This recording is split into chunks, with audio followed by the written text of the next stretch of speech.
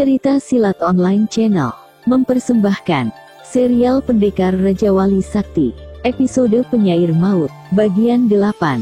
Rangga dan Kumbara terkejut melihat Baruna datang tiba-tiba. Tangannya membopong seseorang yang berlumuran darah dengan golok tertanam dalam di dadanya. Baruna langsung jatuh berlutut begitu sampai di depan Pendekar Raja Wali Sakti dan si penyair itu. Tubuh di dalam pondongannya jatuh menggeletak di depannya. Nek Selong, seru Kumbara tersentak begitu mengenali perempuan tua yang jatuh dari pondongan Baruna. Apa yang terjadi? Tanya Rangga.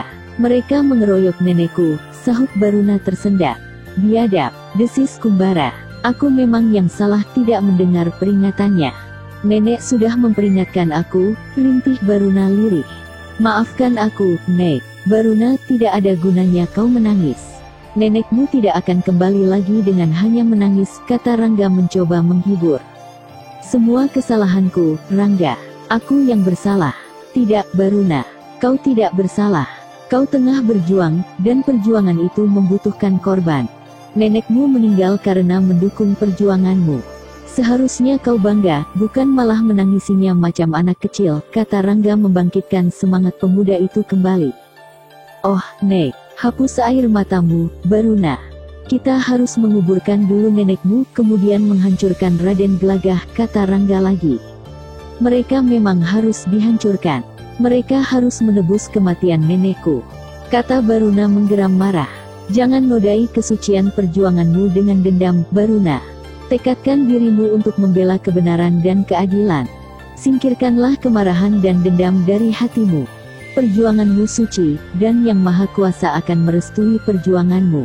Tidak sepantasnya perjuangan ini kau nodai dengan api dendam dan amarah, kata-kata Rangga meluncur bagai air yang menyejukkan hati yang panas. Rangga, begitu luhur jiwamu, desah Baruna. Bangkitlah. Tekadkan kembali hatimu dalam perjuangan yang suci, kata Rangga lagi membangkitkan semangat pemuda itu. Maafkan aku, Rangga. Ah, sudahlah. Mari kita kuburkan nenekmu. Baruna kembali bangkit berdiri sambil mengangkat tubuh neneknya tercinta.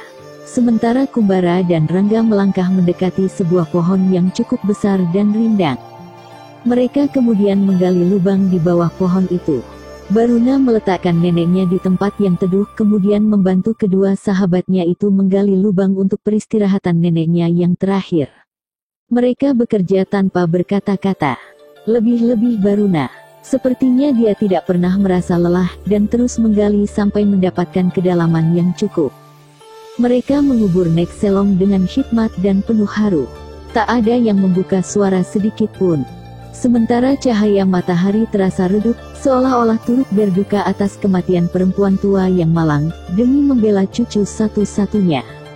Sampai selesai mereka menguburkan Nek Selong, masih tidak ada yang membuka suara. Baruna terlihat berdiri kaku di samping pusara yang masih baru itu. Pandangannya tidak berkedip menatap batu nisan. Aku janji, pengorbanan ini tidak akan sia-sia, kata Baruna mendesis pelan. Baruna. Tiba-tiba Rangga menyentuh bahunya. Baruna menoleh, lalu kepalanya dimiringkan sedikit ke kiri. Sedangkan Pendekar Raja Wali Sakti memandang lurus ke arah barat.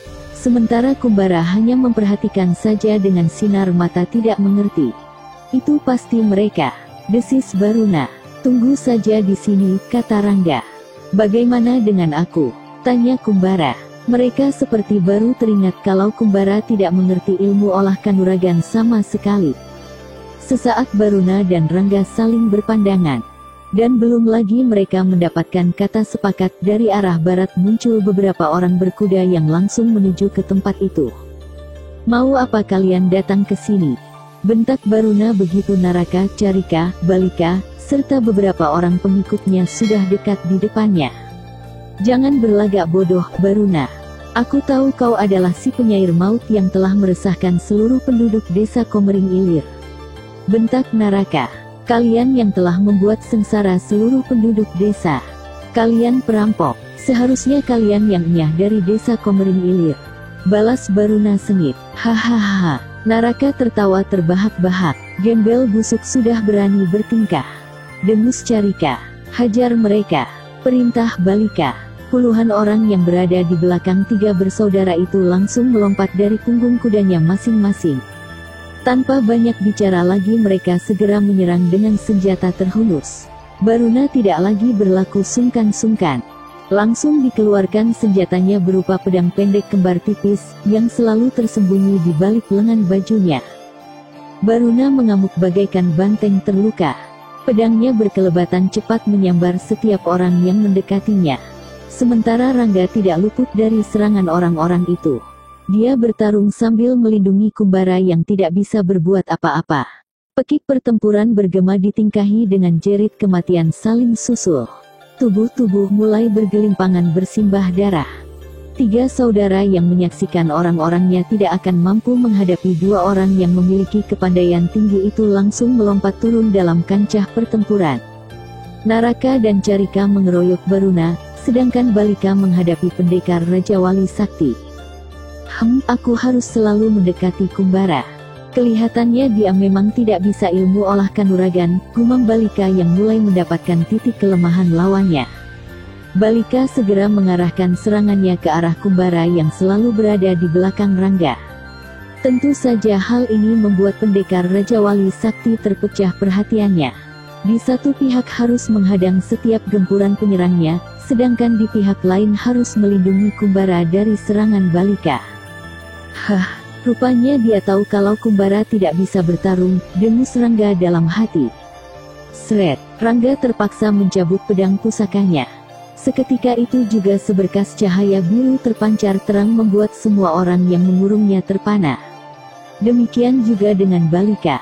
Sesaat dia tidak berbuat apa-apa, melihat pamor pedang yang begitu dahsyat dan dapat memancarkan cahaya biru berkilau menyilaukan mata. Yaat, sambil berteriak keras melengking, Rangga cepat mengibaskan pedangnya ke kanan dan ke kiri.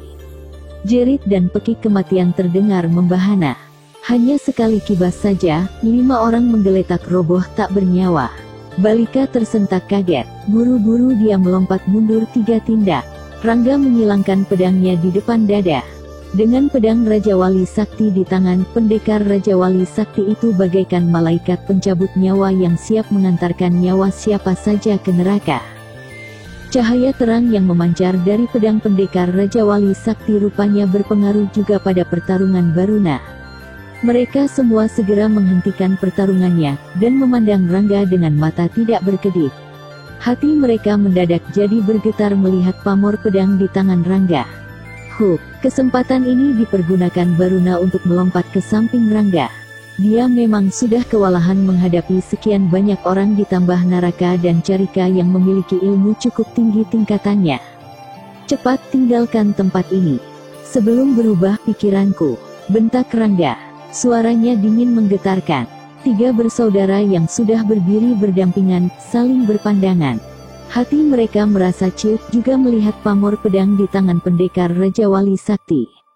Betapa tidak, hanya 1 kali gerakan tangan saja, 5 orang kontan menggeletak tak bernyawa lagi. Dan cahaya pedang itu membuat mereka harus berpikir 1000 kali untuk menghadapinya. Tanpa berkata apa-apa lagi, ketiga saudara itu melompat naik ke punggung kudanya masing-masing. Namun mereka belum juga menggebah kudanya. Sementara orang-orang yang masih hidup mulai bergerak mundur mendekati kudanya masing-masing. Hampir separuh dari mereka telah tewas dengan tubuh bersimbah darah. Kali ini kalian boleh menang, tapi aku belum kalah, kata Naraka lantang. Kring, Rangga memasukkan kembali pedang Raja Wali Sakti ke dalam warangkanya. Seketika itu juga cahaya biru lenyap dari pandangan mata. Namun sikap pendekar Raja Wali Sakti itu masih kelihatan angker. Dan kau, Kisana, Naraka menunjuk Rangga. Kau berhutang banyak nyawa. Aku pendekar Raja Wali Sakti akan datang mengusir majikanmu, kata Rangga lantang. Naraka memutar kudanya, diikuti kedua saudaranya. Pada saat ketiga bersaudara itu menggebah kudanya, sisa pengikutnya segera melompat naik ke punggung kudanya masing-masing, kemudian melarikannya cepat. Sedangkan Rangga masih berdiri tegak. Di sampingnya Baruna dan Kumbara. Mereka memandangi kepergian orang-orang itu dengan mata tidak berkedip. Kenapa kau biarkan mereka pergi, Rangga? Tanya Baruna, setelah ketiga bersaudara dan anak buahnya tidak terlihat lagi. Mereka hanya kroco. Yang kita inginkan biangnya, sahut Rangga tegas. Tapi mereka yang kejam, terutama si Naraka itu, balas Kumbara. Mereka berbuat kejam karena ada yang memerintah.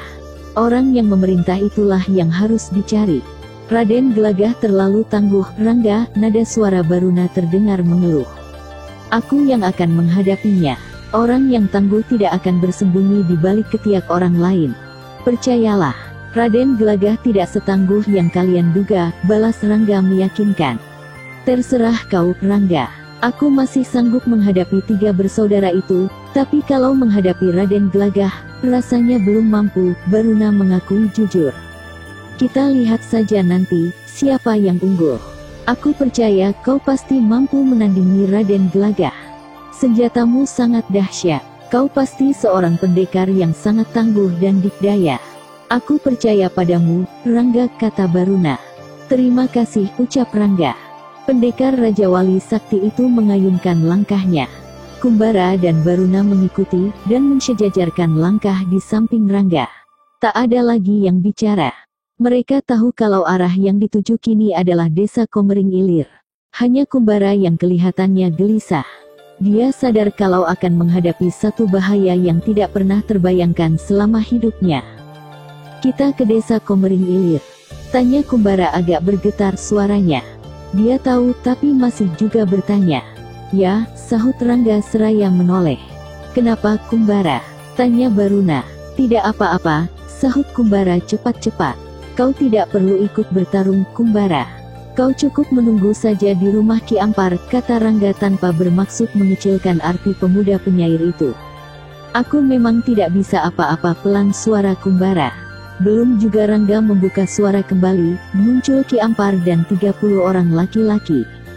Mereka semuanya menunggang kuda. Rangga, Baruna, dan Kumbara menghentikan langkahnya.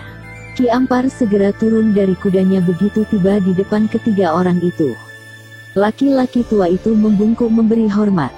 Mereka melipat gandakan penjagaan, dan Rangga, kata Ki Ampar memberitahu tanpa diminta. Kalau begitu aku akan membuka jalan lebih dulu, kata Rangga. Aku ikut, seru Baruna. Baiklah, Rangga tidak bisa menolak. Tolong, Ki, jangan sampai mereka mengambil kesempatan mendekati Kumbara. Jangan khawatir, Den, sahut Ki Ampar. Saat itu juga, Rangga melesat cepat bagaikan kilat. Baruna tidak mau ketinggalan. Langsung dilentingkan tubuhnya mengejar pendekar Raja Wali Sakti itu. Sedangkan Ki Ampar memerintahkan penduduk desanya yang tidak menyukai Raden Gelagah untuk segera mengikuti kedua orang pendekar itu. Dia kemudian membawa Kumbara ke desa melalui jalan lain. Siang itu udara sangat panas, sepanas suasana di sebuah bangunan besar bagai istana di desa Komering Ilir. Rangga mengamuk dengan pedang Raja Wali Sakti di tangan. Cahaya biru berkelebatan cepat menyambar setiap orang yang coba-coba mendekatinya. Sementara Baruna menghadapi pengeroyoknya tidak kalah ganas. Jerit dan pekik kematian berbaur menjadi satu dengan suara denting senjata beradu. Teriakan-teriakan keras pertempuran membahana. Api yang lama terpendam di desa Komering Ilir, hari ini berkobar menyala. Desa yang semula tenang, kini bersimbah darah dari orang-orang serakah dan haus akan kedudukan serta harta benda dunia. Rangga melentingkan tubuhnya ketika melihat 3 bersaudara tengah mengeroyok Baruna. Dan pada saat itu, Ki Ampar bersama penduduk desa Komering Ilir yang merasa tidak senang terhadap tingkah perbuatan Raden Gelagah dan pengikutnya, datang menyerbu. Mereka langsung terjun dalam kancah pertempuran membawa senjata bermacam ragam. Naraka dan kedua adiknya terkejut, tapi tidak bisa berbuat banyak karena pendekar Raja Wali Sakti sudah menerjangnya. Mereka jumpalitan menghindari kibasan pedang yang memancarkan cahaya biru berkilau itu. Sedangkan Baruna semakin bersemangat, bertempur bagai singa terluka. Balika menjerit keras ketika pedang Rangga membabat buntung tangannya. Belum lagi Balika sempat melompat mundur, satu tendangan keras bertenaga dalam penuh menghunjam dadanya. Akibatnya, tubuhnya terpental jauh, dan langsung disambut oleh beberapa penduduk yang segera mencincangnya. Kematian Balika yang begitu tragis, membuat Naraka dan Carika semakin bergetar hatinya. Rangga, biar mereka bagianku. kata Baruna seraya melompat menerjang Naraka dan Carika. Rangga tidak dapat lagi mencegah. Dimasukkan kembali pedang pusakanya. Matanya tajam meneliti setiap orang yang tengah bertempur di halaman depan rumah besar ini. Tatapan matanya tertumbuk pada seorang laki-laki berbaju putih yang melesat cepat ke atas atap. Pendekar Raja Wali Sakti itu cepat melesat dan hinggap dengan manis di atas atap. Laki-laki berwajah tampan mengenakan baju putih bersih itu terkesiap. "Mau pergi kemana, Raden Gelagah?" tanya Rangga dingin suaranya. "Wih, kau pikir aku takut menghadapimu?" dengus Raden Gelagah seraya menyemburkan ludahnya. "Kalau begitu kau harus bertanggung jawab atas segala perbuatanmu," kata Rangga lagi. "Aku belum kalah. Lihat, semua penduduk tidak ada lagi yang mendukungmu. Dan orang-orangmu tidak ada lagi yang bisa diandalkan. Mereka akan mampus jika tidak kau perintahkan mereka untuk berhenti melawan. Biarkan mereka mampus semua, aku tidak peduli. Kau terlalu tamak, Raden Gelagah. Sadarlah, kejayaanmu sudah berakhir. Penduduk yang kau tekan selama ini akan menentukan hukuman buatmu. Jangan coba-coba mengguruiku, gembel busuk." "Hiya!" Raden Gelagah segera melompat menerjang pendekar Raja Wali Sakti. Pada saat itu, Rangga memiringkan tubuhnya sedikit ke kiri. Pukulan bertenaga dalam yang dilepaskan Raden Gelagah lewat sedikit di samping tubuh Rangga. Secepat itu pula, tangan Rangga menyodok ke arah perut. Plak! Raden Gelagah menangkis sodokan itu dengan tangan kirinya, kemudian langsung memberikan satu tendangan menyamping yang keras dan cepat. Rangga mengibaskan tangannya menghalau tendangan itu ke samping, dan cepat mengangkat lututnya. Raden Gelagah tidak bisa lagi menghindari hantaman lutut pendekar Raja Wali Sakti. Dia mengeluh pendek dan tubuhnya terbungkuk sedikit. Pada saat itu pula Rangga melayangkan pukulan keras ke wajah Raden Gelagah. Pukulan keras disertai pengerahan tenaga dalam itu tidak bisa lagi dihindari. Raden Gelagah memekik keras dan kepalanya terdongak ke atas. Namun dengan cepat dia melompat ke belakang sejauh 3 langkah. Darah mengucur dari pelipis yang sobek. Dari mulutnya keluar darah segar. Raden Gelagah menyeka darah yang mengalir dari mulutnya. Tatapan matanya tajam menusuk langsung ke bola mata pendekar Raja Wali Sakti. "Wih!" Sret! Raden Gelagah mencabut pedangnya yang selalu tergantung di pinggang. Digerak-gerakkan pedangnya di depan dada, kemudian dia berteriak keras sambil melompat menerjang. Rangga memiringkan tubuhnya ke kanan menghindari tusukan pedang Raden Gelagah. Tangan kirinya cepat menghentak ke depan. Plak! Raden Gelagah kembali memekik keras begitu tangan kiri Rangga menghantam pergelangan tangannya. Buru-buru ditarik kembali pedangnya. Tapi belum juga benar-benar menarik pulang senjatanya, Rangga mengangkat tangan kanannya dan menjepit pedang itu dengan 2 jari. Raden Gelagah berusaha mencabut pedangnya dari jepitan jari tangan pendekar Raja Wali Sakti. Namun meskipun telah mengerahkan seluruh tenaga dalamnya, pedangnya tidak bergeming sedikit pun. Seluruh paras wajahnya memerah karena seluruh tenaga dalamnya telah dikerahkan sampai batas kemampuan yang dimilikinya. Rangga menghentakkan tangan kanan sambil membuka jepitannya. Raden Gelagah tersentak kaget, dan tubuhnya terdorong keras ke belakang. Tanpa dapat dicegah lagi, Raden Gelagah meluruk deras ke bawah. Saat itu juga Rangga melesat mengejar, dan kakinya bergerak cepat menghantam dada laki-laki yang masih kelihatan muda itu. Raden Gelagah menjerit keras. Tanpa dapat dicegah lagi, tubuh Raden Gelagah menghantam tanah dengan keras. Beberapa kali dia bergulingan, lalu cepat-cepat melompat bangkit berdiri. Namun berdirinya sudah tidak sempurna lagi. Beberapa kali dia hampir jatuh terguling, tapi tetap berusaha berdiri. "Setan, kubunuh kau keparat," geram Raden Gelagah.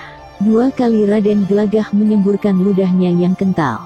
Dengan sisa-sisa kekuatannya, Raden Gelagah berlari cepat sambil menusukkan pedangnya ke depan. Rangga berdiri tegak menanti serangan laki-laki itu. Dan pada saat ujung pedang Raden Gelagah hampir menyentuh dadanya, Rangga menjepit ujung pedang itu dengan kedua telapak tangannya. Raden Gelagah berusaha menarik pedangnya sekuat tenaga, tapi tubuhnya malah bergetar hebat. Bahkan kini tulang-tulang tangannya seperti rontok. Pada saat itu, Terlihat Kumbara berlari sambil membawa golok. Dengan satu teriakan keras dihantamkan golok itu ke punggung Raden Glagah. "Kumbara, jangan!" seru Rangga terkejut. Tapi peringatan Rangga terlambat. Golok itu membelah punggung Raden Glagah sangat dalam. Dan sekali lagi Kumbara menghantamkan goloknya ke kepala laki-laki yang telah menyengsarakan hidupnya selama ini. Raden Glagah menjerit melengking tinggi. Darah muncrat dari luka-luka akibat bacokan Kumbara. Rangga melepaskan jepitannya pada pedang Raden Glagah.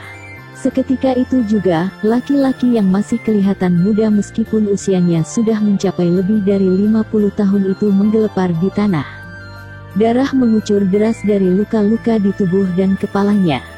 "Mampus kau keparat!" jerit Kumbara keras. "Aa!" Raden Glagah menjerit melengking. Golok di tangan Kumbara menghunjam dalam di dada Raden Glagah. Kumbara berlutut di samping tubuh Raden Glagah yang tidak bergerak-gerak lagi. Tangan Kumbara bergetar melepaskan golok yang berlumuran darah. Rangga menghampiri dan menepuk pundaknya. "Aku sudah membunuhnya," lirih dan bergetar suara Kumbara. "Kumbara!" pelan suara Rangga. Kumbara bangkit berdiri dan berbalik menghadap pada pendekar Raja Wali Sakti. Tangannya yang berlumuran darah bergetar hebat. Tubuhnya menggigil bagai terserang demam. Wajahnya pucat pasi dan bibirnya bergetar seolah-olah ingin mengucapkan sesuatu. Aku belum pernah membunuh," kata Kumbara gemetar. "Kau tidak membunuh, Kumbara. Kau melenyapkan keangkara murkaan," kata Rangga. "Tapi, aku mengerti perasaanmu, Kumbara. Tapi kau bukan pembunuh. Semua yang kau lakukan adalah benar. Bukan manusia yang kau bunuh, tapi keangkara murkaan," kata Rangga mencoba menenangkan hati penyair muda itu. Sementara itu pertarungan berhenti seketika dengan tewasnya Raden Glagah. Sisa anak buah Raden Glagah serentak menyerah. Sedangkan Baruna sudah menyelesaikan pertarungannya melawan Naraka dan Carika. Tubuh dua bersaudara itu sudah tidak lagi berbentuk karena dicincang penduduk yang meluapkan dendam yang terpendam di hati mereka. "Yang Maha Agung, ampunilah segala dosa-dosaku," rintih Kumbara lirih. Kumbara membalikkan tubuhnya dan melangkah perlahan-lahan meninggalkan tempat yang seharusnya menjadi miliknya. Rangga memandangi sesaat lalu melangkah mengejar Kumbara. Disejajarkan langkahnya di samping pemuda yang tengah dirundung kekalutan di hatinya. Kumbara memang seorang pemuda yang sangat polos dan bersih dari gelimang darah. Hatinya begitu terpukul setelah menyadari bahwa dirinya telah membunuh orang, meskipun orang itu memang pantas menerima ganjarannya. "Kumbara," Rangga berusaha bicara. "Biarkan aku pergi, Rangga," selak Kumbara tegas. "Kau akan pergi kemana?" tanya Rangga. "Kemana saja aku melangkah bersama bait-bait syairku," sahut Kumbara terus saja berjalan. Rangga menghentikan langkahnya, sedangkan Kumbara terus berjalan tanpa menoleh lagi. Terdengar alunan bait-bait syair bernada lirih mengiringi langkahnya. Semua penduduk desa Komering Ilir yang selama ini membencinya, hanya bisa memandang dengan hati diliputi perasaan bersalah. Rangga menarik napas panjang. Hatinya begitu tersentuh melihat sikap Kumbara. Belum pernah dilihat sebelumnya orang yang begitu merasa bersalah ketika pertama kali menewaskan orang. Dan Rangga sendiri tidak tahu apakah kehidupan yang dijalani selama ini salah atau benar. Kehidupan yang keras dan selalu bergelimang darah. Aku seorang pendekar. Hanya di ujung pedanglah keadilan dan keangkara murkaan bisa tegak dan tertumpas, desah Rangga dalam hati. Setelah mengambil keputusan, pendekar Raja Wali Sakti itu segera melesat cepat bagaikan kilat. Begitu cepatnya, sehingga bagaikan lenyap saja. Dalam sekejap mata saja bayangan tubuhnya sudah tidak terlihat lagi. Pendekar Raja Wali Sakti pergi untuk menunaikan tugasnya kembali, memerangi keangkara murkaan. Tentu dengan mengembara, menjelajah rimba persilatan yang keras. Selesai. Episode selanjutnya Sepasang Raja Wali. Masih bersama cerita Silat Online Channel. Jangan lupa like and subscribe. Terima kasih.